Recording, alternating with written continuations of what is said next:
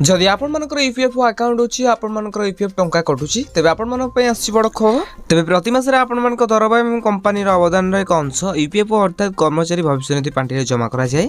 यह वेतनभोगी व्यक्ति एक संचय योजना जहाँ से जरूरीकालीन पांठि भाव में कार्य करे तेज आवश्यक है आपंकर पांठि उठाई पारे। तथापि अनेक समय निजुक्ति प्राप्त व्यक्ति मैंने जानी न था पीएफ बालांस समय जमा हो जदि आप जानवा चाहती आप कंपानी आप ईपीएफ अकाउंट टंका जमा करिছে कि नहीं तेरे यही खबर उपयोगी हो पारे। एबे आपन को घरे बसी आपन माने निजे ईपीएफ अकाउंट बैलेंस एवं जमा सहजरे जांच करि परिबे। तेबे आपन ईपीएफओ जाकी कर्मचारी भविष्य निधि पांठि संगठन सरकारी वेबसाइट को विजिट करंतु। तो विजिट करला परे पीएफ बैलेंस जांच करि परिबे।